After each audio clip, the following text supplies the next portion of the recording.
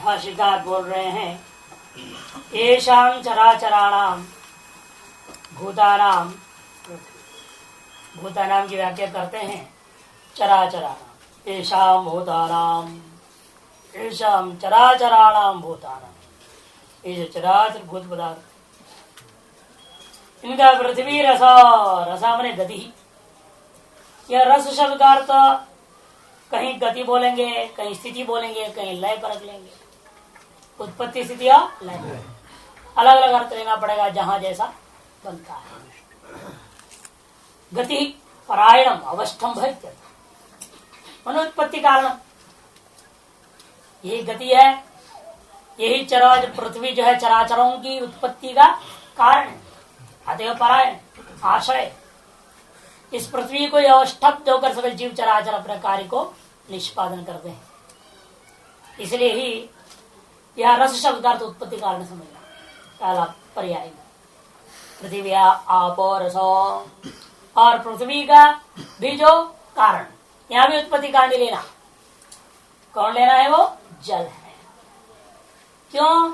अपसु ही ओता च प्रोता च पृथ्वी है, पृथ्वी अतः ता रस पृथ्व्या, जल में ही पृथ्वी ओत प्रोत है। इसलिए ही हमें कहना होगा कि तारस पृथ्व्या, ये जो पृथ्वी का रस है वो पृथ्वी का उत्पत्ति कारण है, वह जल ही है। अपाम औषधयो रसो अपरिणामत्वात् औषधि नाम। देखो यहाँ उत्पत्ति कारण नहीं लूंगा, जल का ही परिणाम विशेष है, जो कि बीज जो बोया हुआ है वो औषधि आदि बन जाते हैं। आदि स्थिति कारण, उनकी स्थिति का कारण क्या है? जल ही है। स्थिति है तो तम अवस्टम्भ प्रति प्रलय निदानत्वम उच्चते है, आगे ले रहे इसीलिए वहां टीका में अपाम औषधि और रसो, जल का रस कौन है? औषधि। ये उत्पत्ति कारण रूपेण नहीं, जल का उत्पत्ति कारण औषधि है, ऐसा अर्थ नहीं लेना। किंतु अपरिणामत्वात् औषधि नाम, क्योंकि जल का ही परिणाम है जो औषधियां हमें उपलब्ध हो जाते हैं।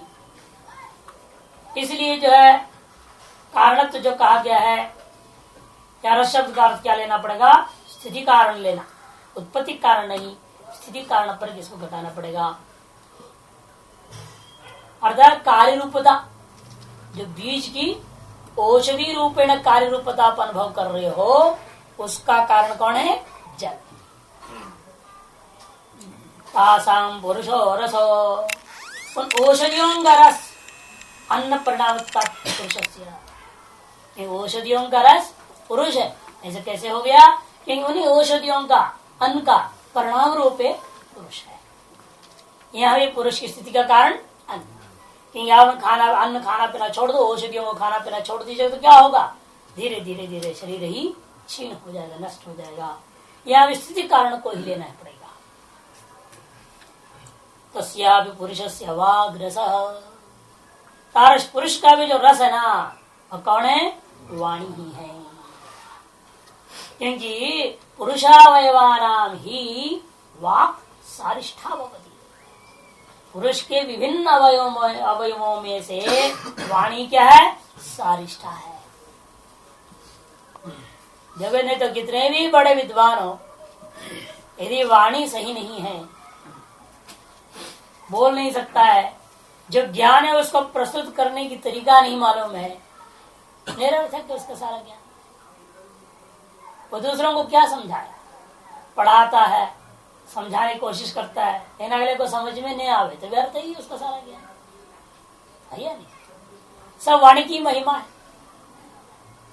इसलिए पामरों की तो बात कहना ही क्या है, विद्वान आचार्यों के लिए भी यह देखने के अनुभव में आता है कि वाणी ही सारिष्ट वस्तु है।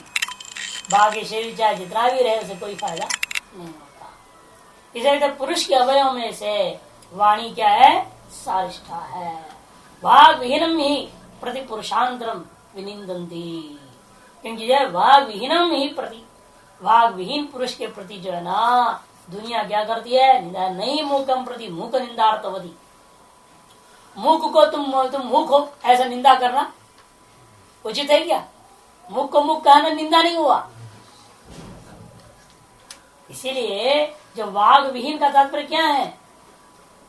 जो पुरुष अवयव का सारिष्ट वस्तु जो वाणी से विहीन होने का मतलब गूंगा नहीं, सम्यक वाणी का भाव, सम्यक वाणी का भाव यहां पर लेना। बोलना आता है उसको, बोल रहा है, सकल व्यवहार कर रहा है, लेकिन बात बात में पंचम वेद को लाता है तो आपको पसंद नहीं आएगा। वो बात है कि नहीं? बोल तो रहा है ना वो, अच्छा विद्वान भले क्यों ना हो, लेकिन बात बात में जो है पंचम वेद बोले, गालियां दे, तो फिर आपको लगेगा क्या महात्मा है, ये कैसे आदमी है? तो उसीलिए कह रहे यहाँ पर वाग विहीन, इसलिए कह रहे नीचे टिप्पण में नहीं मूकम प्रति मूक निंदा अर्थवती, मूक के प्रति मूक निंदा कर देना अर्थवती नहीं हो सकती। कैसे बधिरत्व है श्रोतम असामर्थ्य, तो वैसे ही हो तो वो बधिर भी जरूर होता है, जो मूक होता है वो बधिर भी जरूर होता है, अतः वो श्रवण तो कर ही नहीं सकता। श्रवण क्रोध संभवाद हुआ सानर, श्रवण करने पर भी क्रोध की संभावना है, अतः जो है वह मुख के प्रति निंदा अनर्हा एवं सामान्य निंदा अनर्हा एवं। इसलिए कहते हैं कि भाई ये वास्तव उस व्यक्ति के लिए कहा जा रहा है पुरुष वाग विहीन का तात्पर्य है जो वाणी सम्यक व्यवहार करने में सक्षम नहीं है, शास्त्रीय रूपेण मधुर वाणी जिसका नहीं, इसलिए जिह्वा में मधुमत्तमा ये प्रार्थना की जाती है। कि वेद आ जाए ज्ञान आ जाए फायदा नहीं है ना। बड़े बड़े विद्वान लोग आपने भी देखा, दक्षिण में एक महात्मा थे, एक गृहस्थी था, बाद में महात्मा के पति जो भी रहा जैसा भी रहा, और उसका स्वभाव क्या है, अभी एक और भी है, वो सफेद में तो एक लाल में भी है दक्षिण, और उनके स्वभाव क्या है, जो भी बोलो आप उसको खंडन कर, बस एक ही सिद्धांत, जो भी कुछ भी कहें आप, आपके वेद पाठ किया ना, बस ये गलत पाठ किया, बोलना क्या है, बस आपको खंडन करने से उसका मतलब है, और अपने आप को मानता है मेरे बराबर संसार में दूसरा है नहीं, इतनी अहंकार है, वो सोचता सब मैं एक ब्रह्म, ये कैसा ब्रह्म ज्ञान, ये तो आसुरी वेदांत, इसी को हम कहते हैं आसुरी वेदांत। ऐसे दो महात्मा, एक तब काफी ठंडा पड़ गया सुनने को मिला है, अब धीरे धीरे अब क्या करें, सारा समाज बहिष्कार कर दिया उसको, कोई नहीं बुलाता था उसको, अब क्या करता हो, तुम्हारे विद्यार्थी किस काम की, घर में बैठो, आपने जो है देहाती जो अनपढ़ मूर्ख अंगूठे चाप उनके साथ भाषणबाजी करो, क्या फायदा है। अब इसलिए झुक गया, अब थोड़ा थोड़ा कोई वो आचार्य फाचार्य जो होते हैं बड़े बड़े जो सिंहासन पर बैठने वाले, उनको मना लिया, हाथ जोड़ जोड़ कर उनके साथ बैठने उठने लग गया, अब धीरे धीरे अब नहीं बोलता खंडन मंडन ज्यादा, जानता अब इनके पीछे बोल के बोलूंगा तो ये भी बाहर कर देंगे, तो कल कहाँ जाऊंगा, कहाँ जाऊंगा, समाज में धुतकार देंगे, जब कोई साधु कुछ नहीं मानेगा तो समाज में धुतकार देंगे, ये होता ही है। ऐसे लाल वाला भी है वहां, वो भी इसे दो तीन ही है, तीन का एक गुट है, वो तीन ही जो है ना ब्रह्मा विष्णु महेश बन के घूमते रहते हैं, और कोई चौथा उसको मानते ही, अब क्या करेंगे आप, वो तीन एक गुट बन गए हैं, अब तीन ही आपस में एक दूसरे को बुलाएंगे और एक दूसरे की प्रशंसा करेंगे, हाँ वो अल्लाह चलेगा। जो छोटे मोटे मंच के भूखे होते हैं वो जाएंगे, चाहे वो निंदा करे स्तुति करे, ठीक है बड़े हैं बोल रहे छोड़ो करके उनको उपेक्षा पूर्वक उनके मंचों में चले जाते हैं। ऐसे भी एक है ना, इन्हीं को यहाँ लिया जा रहा है पुरुष भी वाग विहीना नाम, ऐसे लोगों को लिया जा रहा है वाग विहीना नाम से। और यहाँ पर भी ऐसे ही होता, उत्तर भारत में भी हैं दो चार महात्मा, कुछ मंडलेश्वर में ऐसे ही हैं, वो आते ही वो बस घूम जाएगा, तो कहते ये आगे इसका मतलब खंडन मंडन करेगा सब। कुछ लोग स्वभाव होता है, तो वो जो है अच्छा नहीं, वो उसको यहाँ पर कार्य वागहीनम ही प्रति पुरुषांतर विनिंदन्ति अथ वाचो सारतमत्तम प्रसिद्धम इति ही शब्दार्थ। इसलिए वाणी क्या है, सारतम वस्तु है, पुरुष के अंदर स्पष्ट होता है। भाष्य में अतो वाक् पुरुष से रसोच्यते, इसलिए ही पुरुष का सार, पुरुष की जो है वास्तविक यश प्राप्ति इत्यादि का कारणीभूत, समृद्धि का प्राप्ति का कारण आगे बताए, समृद्धि की प्राप्ति, आप तमत्व की प्राप्ति इत्यादियों का कारणीभूत कौन है? वाणी ही है। तस्यापि वाचः ऋग्रसः सारतरा, तादृश वाणी का भी जो सारतर वस्तु कौन है? ऋग है। और ऋग का भी सारतम वस्तु कौन है? ऋचा सामरसः सारतरम इत्यर्थः। ऋचाओं का सारतर वस्तु कौन है? साम। तस्यापि सामना उद्गीत प्रकृतत्वात् ओंकारः सारतरः। और साम का भी जो सारतर वस्तु कौन है? जो प्रकृत आपका उद्गीत है, जो ओम है, वही सारतम वस्तु हो गया। अच्छा, एवं सयेश उद्गीताख्य ओंकारो, इस प्रकार से वह यह जो उद्गीत नाम का, अर्थात उद्गीत अवय, उद्गीत नाम से यहाँ तात्पर्य कि अवयवी को अवयव से अभेद करके बोल चुका। कल विचार आपने देखा व्याप्त समंजस अधिकरण के आधार पर, है कि नहीं? उद्गीत का अवयवभूत जो ओम, वह ओंकार भूतादि नाम उत्तरोत्तर रसाना, एक रकार नहीं है यहाँ पर, भूतादि नाम उत्तरोत्तर रसानाम अतिशयन रस, उत्तरोत्तर जो अनेक रस बताए गए हैं, उन 7 रसों की अपेक्षा से जो 8वां है ओम रूपा, भूत उद्गीत का अवयवभूत ओम है, वह कैसा है? वो अतिशयन रसइति रसतम, वह अतिशयन रस होने के नाते वह रसतम वस्तु है। परम परमात्म प्रतीकत्वात्, वह परम है, अर्थात परमात्मा का प्रतीक होने से उसको परम कह दिया गया। वह श्रेष्ठ है, परम श्रेष्ठ है, क्योंकि साक्षात परमात्मा के प्रतीक होने के कारण से। परार्ध्यो, परार्ध्य शब्द का अर्थ क्या होगा? इसलिए मैंने कल बताया था, मूल में परमा शब्द नहीं है मंत्र में, कुछ ग्रंथों में मूल मंत्र में परमा शब्द नहीं है। रसतमः परार्ध्यो, इन भाष्यकार के अनुसार परम होनी चाहिए, रसतमः परमः परार्ध्यो, ऐसा पाठ होनी चाहिए, है ना?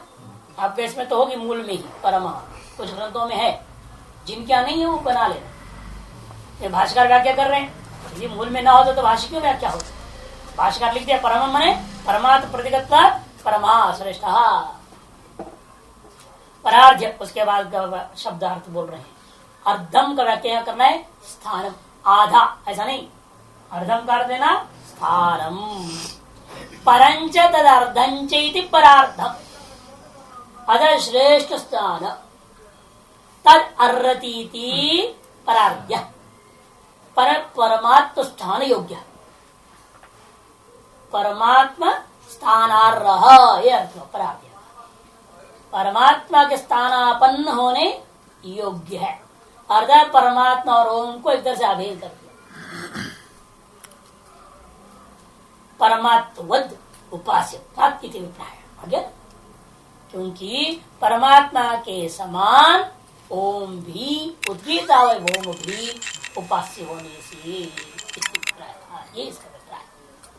अष्टमः पृथ्वी रस संख्यायाम, पृथ्वी आदि जो रसों की गणना हुई है, उस रसों में से पूर्ण, उस संख्या का पूर्णार्थ में डटमट होता है कि नहीं होता है?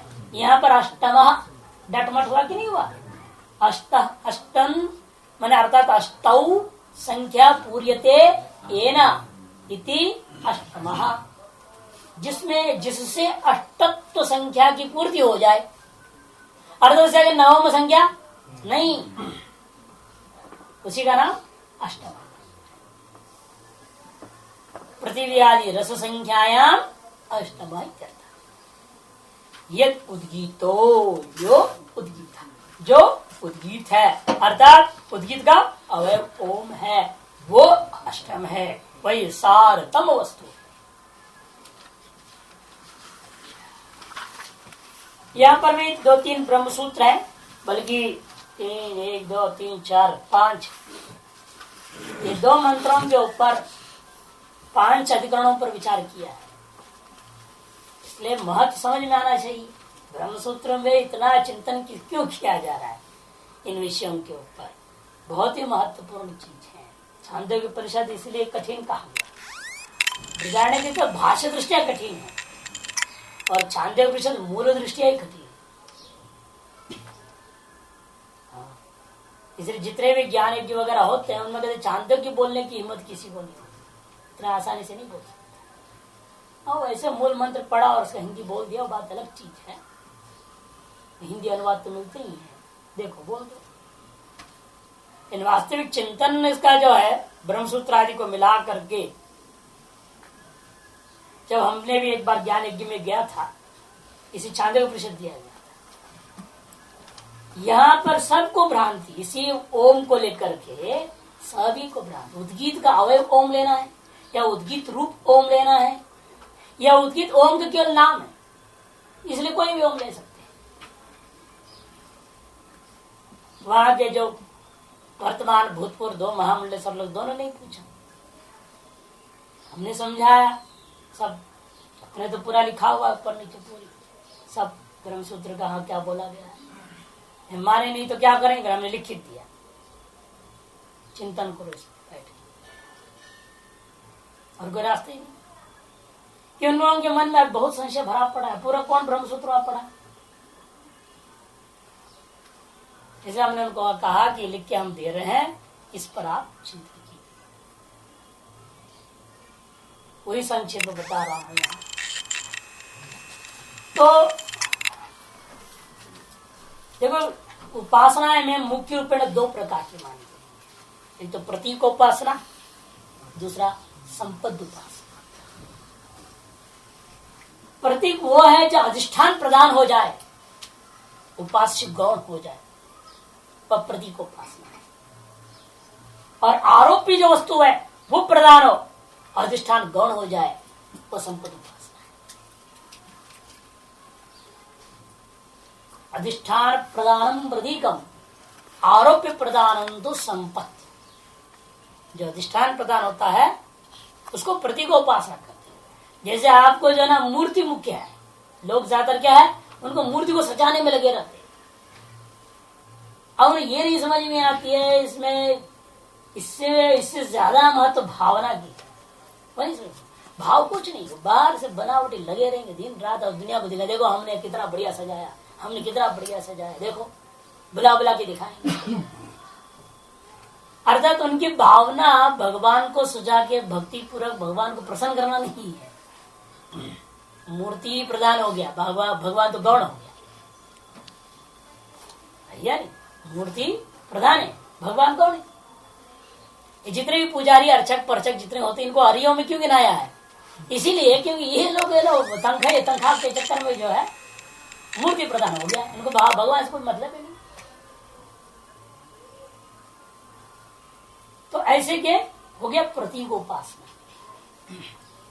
और जहां पर हमें मूर्ति गौण है, उस मूर्ति के माध्यम से उस मूर्ति में जो आरोपित तत्व है वह भगवान है, जो वो मेरा मुख्य हो गया, प्रधान वो हो गया। हमें मूर्ति काला है, पीला है, सफेद है, क्या है, गंदा है, बंदा है, उसे कोई मतलब नहीं। उस मूर्ति के द्वारा मैं भगवान की पूजा कर रहा हूं।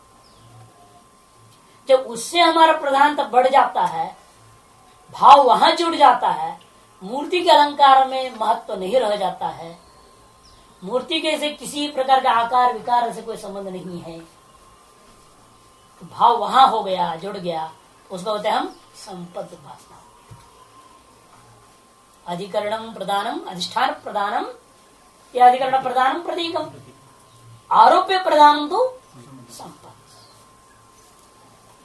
और प्रकृति जो आपका ये है प्रतीकोपासना है, संपद उपासना। प्राधान्यता यहाँ परमात्मा का नहीं है, प्राधान्यता पूरा आपको ध्यान देना है उस सामगान में, कहीं भूल ना हो जाए। वहां तो 50 जगहों पर ओम का उच्चारण हो रहा है। एक गायत्री शाम के अंदर 4 बार ओम आ जाता है। फिर गायत्री मंत्र को आप शाम जोड़ करके सामगान कर लीजिएगा तो 4-5 बार आ जाएगा उसका ओम। मेरे ख्याल से आएगा, देख लीजिए, 1 2 3 4 5 5 बार आता है। गायत्री साम में 5 बार ओम आएगा। लेकिन 5 में से कौन सा उद्गीत अवय ओम है?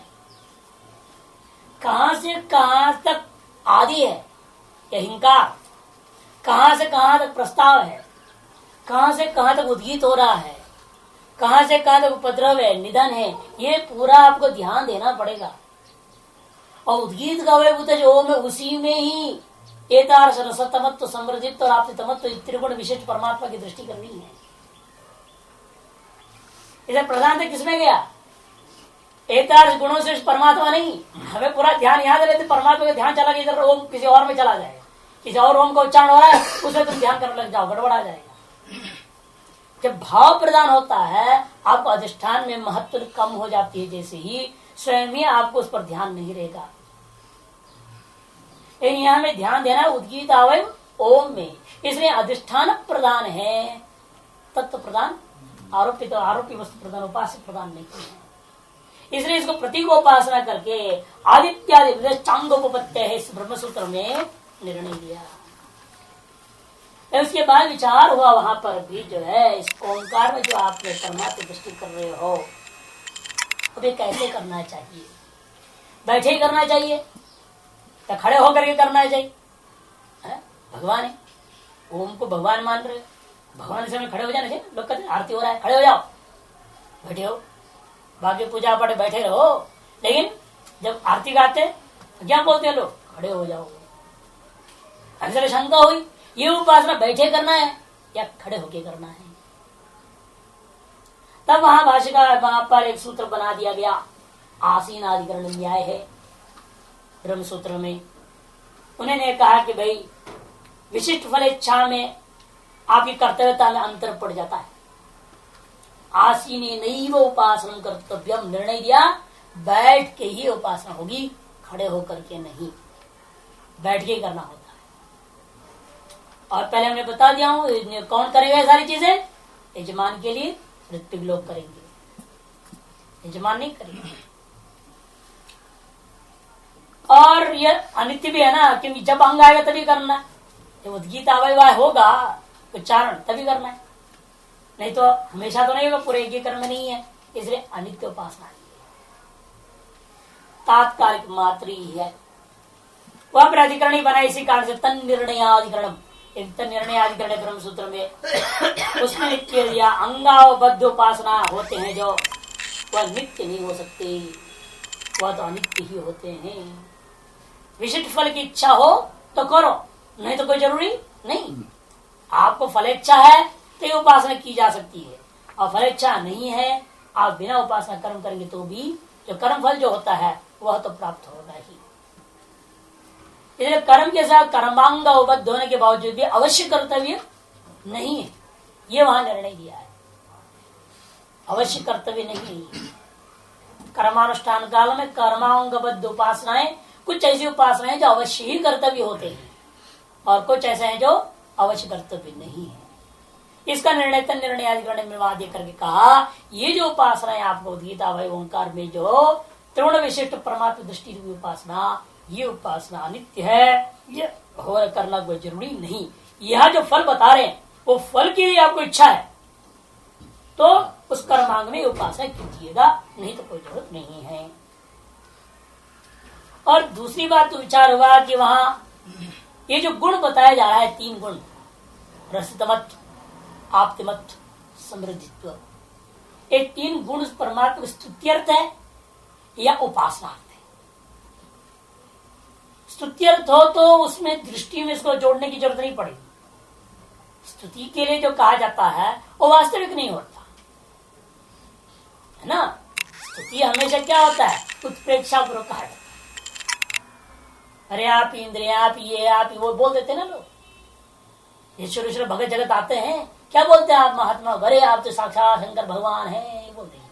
और आप सोचे हाँ मैं शंकर भगवान हूँ, गड़बड़ हो जाए। वो तो चढ़ा रहे हैं, वो तो वे स्तुति है, तुम वास्तव में वो हो थोड़े हो, वो हो ही नहीं सकते। तुम शुद्ध ब्रह्म हो सकते हो लेकिन शंकर नहीं हो सकते, दोनों में बहुत अंतर है। शंकर शिव है, ब्रह्म है, विष्णु है, सब क्या है? एक विशिष्ट जीव है, विशिष्ट सामर्थ्य वाले जीव है। तुम शुद्ध ब्रह्म स्वरूप में स्थित भी हो सकते हो, लेकिन ये विशिष्ट रूप को धारण नहीं कर सकते। दोनों में बहुत अंतर है। इसलिए विचारणा हुई, ये स्तुत्यर्थ गुणों का वर्णन किया।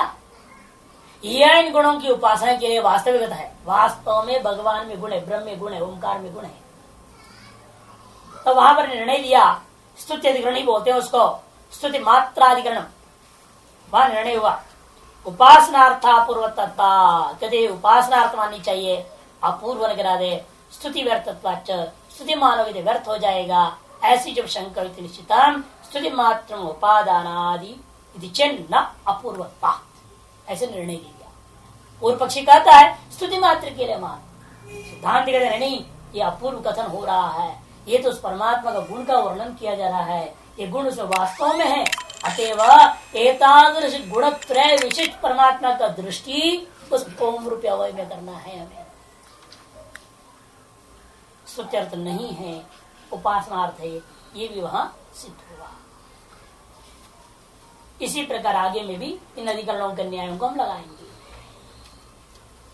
कतमा कतमर्क कतमत कतमत साम कतम कतम उद्गीत इति विमृष्टम भवति।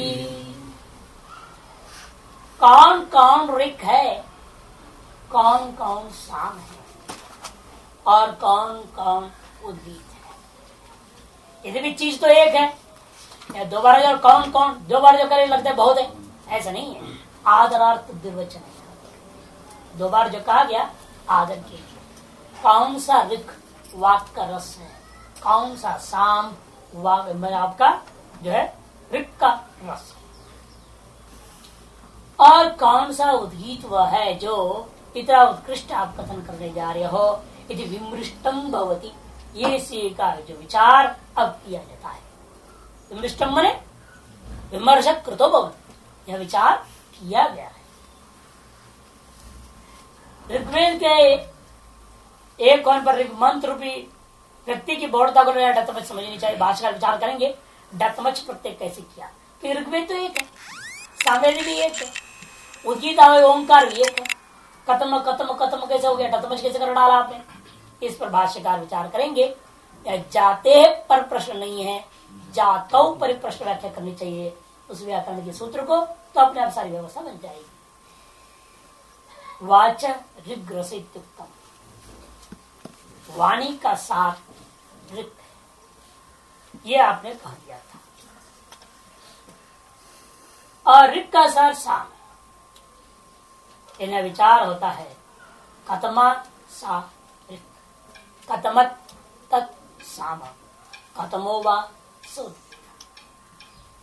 वह ऋग कौन सा है, वह साम कौन सा है, और उद्गीत कौन सा है। कतमा कतमा इति वीप्सा आदरार्थ, स्पष्ट कर दिया। कतमा कतमा बोलने की कोई जरूरत नहीं थी, कि श्रुति ने आदर प्रकट करने के लिए ऋग साम और उद्गीत में एक श्रेष्ठता, एक पूज्यता जो चीज है उसे प्रकाशित करने के लिए निर्वचन किया है। फिर भी पूर्व पक्ष की शंका कहेगा महाराज डतमच प्रत्यय करना तो उचित नहीं था।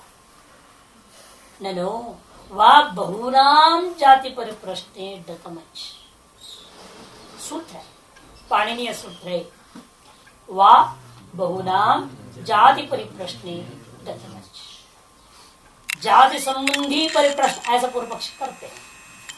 षष्ठी तत्पुरुष समास मान करके शंका है, जाते है परिप्रश्न इति जाति परिप्रश्न, अथवा जातौ माने जाति विषय के परिप्रश्न ऐसा लेना चाहिए। ये विवाद है। पूर्व पक्ष षष्ठी तत्पुरुष समास मानता है, सिद्धांत में कहेंगे सप्तमी तत्पुरुष है। नहीं अत्र ऋग जाति बहुत्वम, पूर्व पक्ष कह रहा है महाराज ऋग जातिकृत बहुत्व है नहीं, तो खत्म डतमच प्रयोग, डतमच प्रत्यय कैसे प्रयोग कर रहे हो। नैष दोष, ऐसे नहीं कहना। जैसे ब्राह्मण है, ब्राह्मण में अनेक जाति है, क्षत्रियों में अनेक जाति है, बनियों में अनेक जाति है। तो पूछा जाए क्षत्रिय में कौन सा जाति हो, और मैं गुप्ता हूं, मैं अग्रवाल हूं, अमुक गोडम बोलते कि नहीं बोलते। वैश्य में सभी में भेद आता है। तो इस प्रकार यहाँ पर अनेक तो है नहीं, ऋग्वेद में अनेक जातियां हैं क्या कि जाति संबंधी परिप्रश्न पूछ सको, ऐसा तो है नहीं। फिर आपने डतमज कैसे कर दिया, ऋग जाति बहुतम अत्र नहीं, अत्र ऋग जाति बहुतम, यहाँ पर जो है ऋग्वेदगत जातियां अनेक तो है नहीं, तद विषय एक प्रश्न पूछो, यह संभव ही नहीं होता। तो फिर आपने डतमज कैसे कर दिया, नहीं से दोष सिद्धांत कहता भाई ऐसी आप आशंका ना करें, यहाँ पर ऐसा दोषारोपण नहीं किया जा सकता। क्यों, जातौ परिप्रश्नो इति जाति परिप्रश्न इत्येतस्मिन् विग्रहे एतादृशं विग्रह वाक्य कर देते हैं तो समस्या समाधान हो जाएगा। जातो ऋग व्यक्ति नाम बहुत उपपत्ति है, क्योंकि जाति में ऋग व्यक्तियों का बहुत उपपत्ति, ऐसा होने में कोई दोष नहीं होता।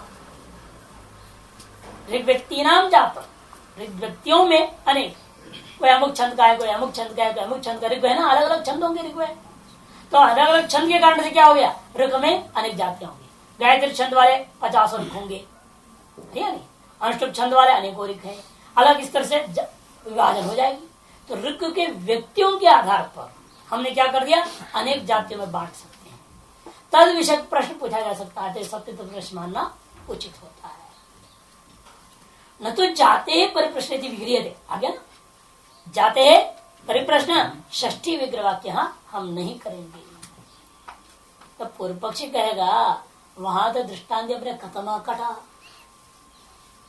जो कट शाखा को अध्ययन करने वाले अनेक लोग, अनेक गोत्र वाले ब्राह्मण कट शाखा को अध्ययन कर सकते हैं। कौन सा जाति वाला ब्राह्मण है ये पूछ रहे हो, कथमा कटा, या अनेक शाखा को पढ़ने वाले, एक गौतम शाखा पढ़ रहा है, तो कट शाखा पढ़ रहा है, जो कपिटल शाखा पढ़ रहा है, अलग अलग शाखाओं को पढ़ रहे हैं। उनमें से तत्त शाखा को लेकर के अलग अलग जाति माना, उनमें से गौतम अनेक जाति वाले जो, उनमें से कठ जाति कौन है ये पूछ रहे हैं। दो तरीके से लिया जा सकता है, इसलिए वहां तो संबंध में ही षष्ठी अर्थ में ही घटता है। जाते परिप्रश्न विग्रहे कथमा कट इत्यादि उदाहरण उपपन्नम जात परिचित्र न युज्यते। वहां महाभाष्यकार ने जो दृष्टांत दिया कथमा कट, वह षष्ठी तत्पुरुष समास रूपी विग्रह वाक्य में ही वह दृष्टांत उपन्न होता है, और सप्तमी तत्पुरुष समास कर दोगे फिर उस दृष्टांत में घटेगा नहीं। तत्रापि तब सिद्धांत ऐसा न कहो भाई, न पूर्व पक्ष था, उसके जवाब तत्रापि से, तत्रापि कठादि जातवेव व्यक्ति बहुत्व अभिप्राय पर प्रश्न, कठादि जाति में ही व्यक्ति के बहुत्व का अभिप्राय से परिप्रश्न पूछने में कोई दोष नहीं होता है। यद्यपि यहाँ देखो थोड़ा मैं महाभाष्य को लाऊंगा, इसीलिए कि जब महाभाष्य को ले रहे हैं कथमा कथा को विचार करेंगे तो वास्तव में महाभाष्य के सूत्र का प्रत्याख्यान करेंगे। ये सूत्र जरूरत ही नहीं बोल दिया, महाभाष्य इदम सूत्रम अनर्थक्यमिति सूचितम कयटे तो स्पष्टमेव। मैं अपने तरफ से बोल रहा हूँ, अपना टिप्पणी ढूंढोगे तो मिलेगा। महाभाष्य में इस सूत्र को अनर्थ का करके छोड़ दी, शंका ही खत्म हो गई, झंझट। और सूत्र रहेगा तब में सरदर्दी है, सब विचार होगा।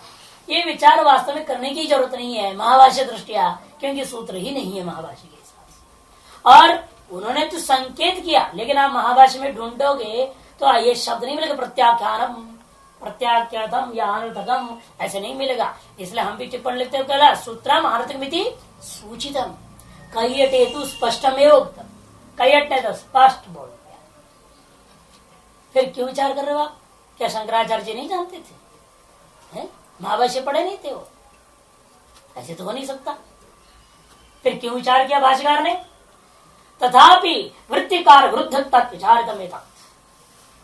फिर भी जो वृत्तिकार लोगों ने इस सूत्र को आवश्यक माना है और उस वृत्तिकारों का विचार के विरुद्ध यहाँ पर आप सप्तमी तत्पुरुष समास मान रहे हैं भाष्यकार, अतएव भाष्यकार अपना प्रमाण कर और अर्थ को स्थापित करने की चेष्टा करें।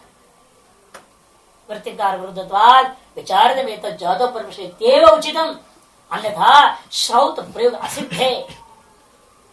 पृथक सूत्र विधान प्रसिद्ध, नहीं तो श्रौत प्रयोग असिद्ध हो जाता, और नहीं तो क्या होगा, छांदस से सूत्र बनानी पड़ती, और नहीं तो इसको छांदस व्याख्या करना पड़ता,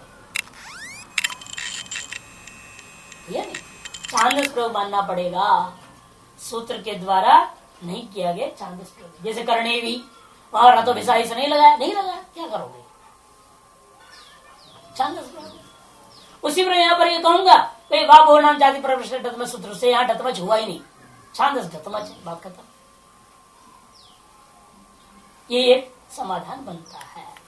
चलिए आगे, यदि जाते परिप्रश्न स्यात्, भाष्यकार वे समझा रहे, जिसको हमने कहा श्रौत प्रयोग असिद्ध है, उसकी व्याख्या है, इसी आधार पर मैंने टिप्पणी बनाया था।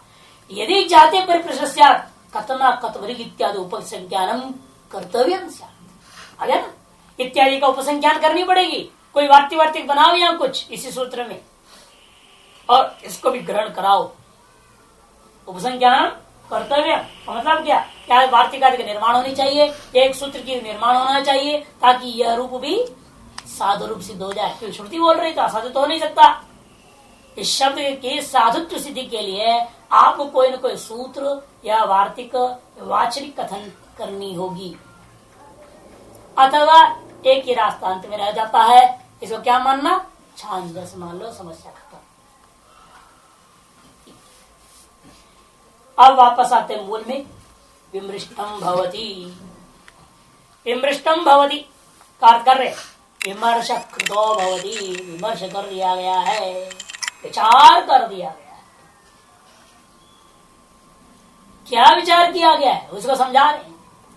वागे वरिक प्राण साम ओम इत्येतदक्षरम् उद्गीतः तत्का एतन्मिथुनम् यद्वाक्छ प्राणश्च ऋक् च साम च।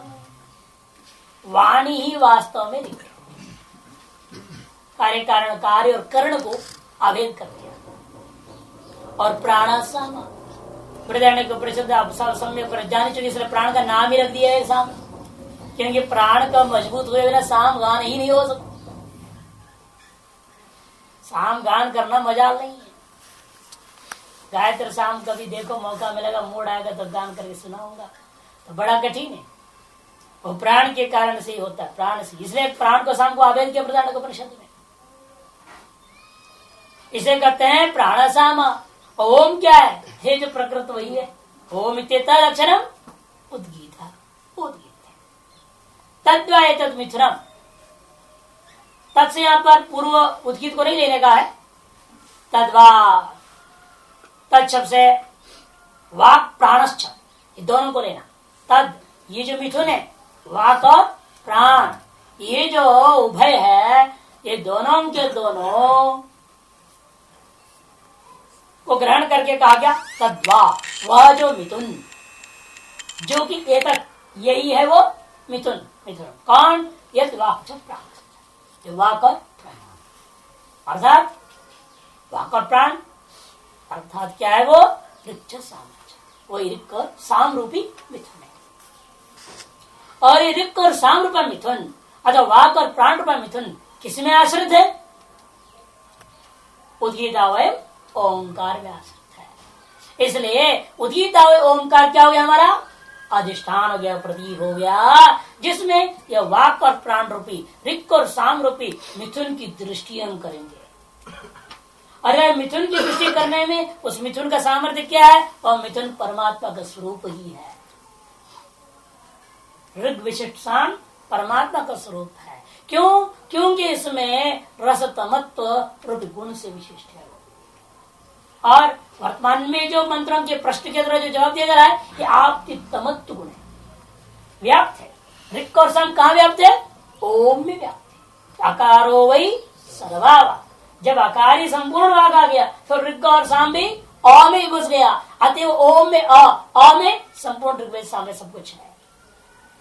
अतएव कहते हैं यहाँ आप्तिमत्व नाम का गुण है। इसे अक्षर क्या है, आप्तिमत्व नाम गुण है, या आप्तित्व रूपा गुण। आप्तित्व में और आप्तिमत्व यहाँ पर लिया जा रहा है। एकदर्श गुण वाला वह मिथुन ही ओम है, ऐसा उपासना का गुण विशिष्ट बता दिया। भाष्यकार विमर्शी ही कृते सती प्रतिवचनोक्ति उपपन्ना, विमर्श जब कर दिया गया तो जरूर कुछ न कुछ जवाब तो निकला ही हो। जब आप चिंतन करोगे, विचार करोगे, भाई उस विचार का निचोड़ कुछ न कुछ तो निकलता है। चाहे गलत है सही, वो बात अलग। आदमी विचार करता है, बैठे बैठे बैठे कुछ न कुछ करते रहता है, खाली हाथ दिमाग दौड़ क्या करेगा। यहाँ पर आते महाराज हमने बहुत चिंतन किया, हमारे जो ये निष्कर्ष निकला है देख लीजिए। हम पढ़ते हैं तो बड़ा हंसी आता है, उल्टा वृक्ष चल रहा है, भाई क्या करें। एक आता है रावत रावत आते पहाड़ी, बड़ा चिंतन, दिन भर रात, कोई काम धंधा है नहीं, रिफंड खाना मिल रहा है, बैठे घर में जो है बैठी बैठी कुछ उल्टा पुल्टा सोचते रहता है। एक दिन लिख के लाया, ये सब नहीं क्या क्या उल्टा पल्टा लिखा था। अंत में लिखता है कि जीव के कारण से ब्रह्म सत्य हुआ।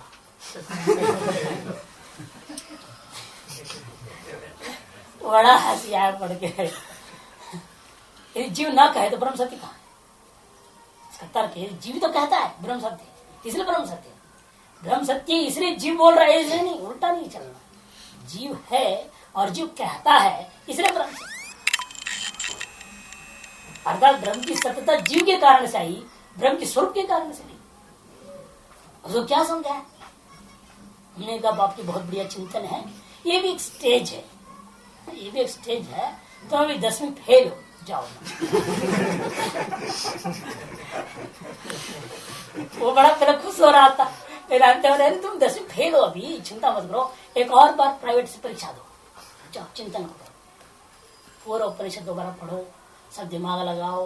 पूरा कोर्स तो पढ़ना पड़ेगा ना भाई, प्राइवेट से परीक्षा दोगे तो थोड़ा ऐसे दे दोगे। अरे फेल हो, परीक्षा फिर देना है तो पूरा पढ़ना पड़ेगा ना कोर्स को। जाओ तुम भी पूरा कोर्स वापस पढ़ो, फिर समझ में आएगा कि जीव के कारण से ब्रह्म में सत्यता आई है या क्या है। अरे जाओ, ज्यादा समझाने का प्रयास नहीं किया मैंने, मेरा दिमाग खराब नहीं करा अपना। तो ऐसे ऐसे लोग आते हैं, क्योंकि चिंतन में यही होता है कुछ न कुछ जवाब तो निकलता है। जब आपने यहाँ पर भी कहा विमृष्टम भवति विचार कृतम भवति, तीसरे पर है विमर्शे कृते सति प्रतिवचनोक्तिरूपन्ना, कुछ प्रत्युत्तर तो निकलना ही चाहिए, उचित ही है। तो क्या निकला हो प्रत्युत्तर? कहते वागे वरि प्राण सामयिति, ये जवाब निकला। हमारे पूर्वोत्तर तो विरोध हो गया। आपने कहा था वाक का सार रिक है और मेरे वाघ ही रिक है, दोनों में तो उल्टा हुआ कि नहीं हुआ? तो बात सही। वाघ ऋचोर एकत्व पे नाष्टवत्व व्यागता, और दूसरी भी समझ ये भी होता अष्टवत्व का व्यागत होता। वाघ को का भेद कर दिया, ठीक है, दोनों मिलके एक हो गया ना। अब वो 7 मिलके 8वां उद्गीत था, अब 6 हो जाएगा, दोनों एक हो गया तो 7वां हुआ है उद्गीत, 8वां कहाँ हुआ? इसलिए पूर्व पक्षी शंका हो रहा है यदि आप अभेद कर दोगे तो पूर्वोत्तर विरोध हो जाएगा। कहते नहीं विरोध है, क्यों भाई? वो बात अलग अलग वाक्य, वाक्यिक वाक्यता नहीं है। गुण समुच्चय करना इष्ट जरूर है, वाक्य समुच्चय करना इष्ट नहीं है। वो वाक्य वहीं खत्म। दूसरा और तीसरा मंत्र मैंने इसलिए पहले बता दिया था, दूसरे और तीसरे मंत्र से क्या हो रहा था? रसतमत्व गुण का प्रतिपादन, बस खत्म। उसके इसके साथ समझ मत जोड़ो। ये चौथा, 5वां, 6ठा, 7वां, ये 4 मंत्रों के द्वारा आपतित्व गुण का कथन किया जा रहा है। और आपतित्व गुण को प्रस्तुति करने के लिए हमें कुछ ही व्याख्या करें, इन वाक्यों का उस वाक्यों के साथ शामिल एक वाक्यिक वाक्यता नहीं है, गुणैक्यता है। इन तीनों गुणों को मिला करके एक उपासना करना इष्ट है, गुण समुच्चय इष्ट है, वाक्य समुच्चय इष्ट नहीं। यदि वाक्य समुच्चय इष्ट कर दोगे तब विरोध होगा, भाई वो वाक्य अलग करे, वाक्य परस्पर विरुद्ध कथन हो रहा है। फिर भी विरोध तो ही है ना। कहते विरोध होने में कोई आपत्ति नहीं है। लक्षित यहाँ पर क्या है? उस गुण का कथन करने में, उस गुण की प्रस्तुतिकरण में हमें जो भी बोलना पड़ेगा, जिस प्रकार से उस गुण के बारे में समझाना होगा, उसमें मैं वाक्यांतर जब प्रयोग करता हूं तो वाक्य में विरोध नहीं माना जा सकता।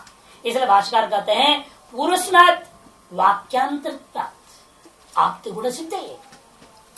पूर्व वाक्य की अपेक्षा से यह वाक्य वाक्यांतर है, दोनों वाक्य मिलके एक नहीं है। वो 2 वाक्य जो थे ना, 2 मंत्र, दूसरे मंत्र और तीसरा, ये दोनों मिलके एक वाक्य है, ठीक है ना। 4, 5, 6, 7 ये चारों मिलकर के एक वाक्य। वो कौन से गुण की स्थिति कर रहा था? वैसा तमत्व गुण सिद्ध कर रहा था और ये क्या कर रहा है, आपति गुण सिद्ध है। लक्ष्य अलग हो गए ना। जब दो भिन्न लक्ष्य के लिए वाक्य प्रयोग किए जा रहे हैं, उन वाक्यों का अर्थ को लेकर परस्पर विरोध नहीं करना। ये जवाब आपको विशेष रूप में बता रहा हूं। पुराणों में आप जब अन्वय करते हो, आपकी बात परसों पूछे थे, जवाब आ गया। देखो कि लक्ष्य इंपॉर्टेंट है कि कथाओं का, किसी भी मनवंतर की कथा हम ले सकते हैं। लक्ष्य क्या है, वो तत्व बोध कराने में लक्ष्य हमारा। जरूरी नहीं इस कल्प में जो हुआ है उन्हीं घटनाओं को उद्धृत कर, ये कोई जरूरी नहीं। यदि मिल जाता है अनुकूल तो कोई दिक्कत नहीं। यदि इसी कल्पीय घटना कोई मिल रही है आपको, जो आपको लक्ष्य समझाना चाह रहे हैं, उस लक्ष्यानुरूप में मिल जाता है, तो उस घटना को लेकर आप कथन कीजिए। लेकिन जहां पर ऐसा संभव नहीं है, लेकिन तत्वबोध हमें कराना भी है, तो कल्पांतरीय कथा को लिया जा सकता है। क्यों? और कल्पांतर में इसमें एक जैसा ही घटना घटना जरूर नहीं। पात्र तो वही होंगे, कृष्ण का अवतार होगा, लेकिन हो सकता है वहां पहला कृष्ण अवतार हो, बाद में राम अवतार, और यहाँ पहले राम अवतार हुई है, कृष्ण अवतार बाद में हुआ है इस चतुर्युग में। यानी यही क्रम रहेगा अवतारों का, ये जरूरी नहीं है। इसमें मुख्य क्या होता है, वो प्रकरण किस लिए था, ये प्रकरण किस लिए था, ये देख लीजिए, उसी हिसाब से सारा अन्वय कर देना है। एक दूसरे खिचड़ी करो तो कुछ भी समझ में नहीं आएगी। वह कहा कपिल, कहा ये कहा वो, समय का बिल्कुल व्यवस्था ही नहीं बनती है। कथा के हिसाब से चलो, इस कल्प के हिसाब से चलोगे तो कहाँ सत्ययुग में कपिल हुआ, और कहा ये रघुगण, कहा वो भरत, कहाँ संबंध बनता है वहां। इसलिए कल्पांतरिक कथा लेनी पड़ेगी, जहां तीनों एक काल में हो गए थे, तभी घटता है। इसी पर इसी के आधार ये सब भाष्य बहुत लाभ देते, इसका चिंतन करने से अन्यत्र, क्योंकि वो भी सब वेदांत समझाने के लिए है। इसलिए भाष्य को समय पकड़ोगे तो वहां समय का अपने आप अन्वय करते जाओगे, कोई दिक्कत नहीं होती। इसलिए परस्पर जब विरोध का भान भी हो रहा है, तो उस स्थिति में समझना पड़ेगा उस वाक्य का लक्ष्य में ही यह वाक्य भी प्रयोग हो रहा हो तो परस्पर विरोध होगा। एक लक्ष्य में प्रयुक्त दो वाक्यों में परस्पर यदि विरुद्ध बात कह रहा हो, वहां पर विरोध मानना पड़ेगा और उस विरोध का परिहार करने की कोई रास्ता निकालनी पड़ती। जब भिन्न लक्ष्य में दो वाक्य प्रयोग हो रहा है और उनके परस्पर विरोध मान हो रहा है, फिर वो वास्तव में अविरोध ही माना जाएगा और परिहार करने की भी जरूरत है, लक्ष्य भिन्नत्वात्। इसलिए यहाँ पर कहते पूर्व वाक्य की अपेक्षा से यह जो वाक्यांतर है ना, आप रूप गुण सिद्ध करने के लिए कथन किया जा रहा है। इसलिए यहाँ पर अष्टमत्व में व्याघात दोष नहीं है। वाक्य वाक प्राण ऋक् सामयोनि इति वाग्यवरिक प्राण समय। वाक और प्राण क्या है, ऋक् और साम का कारण है।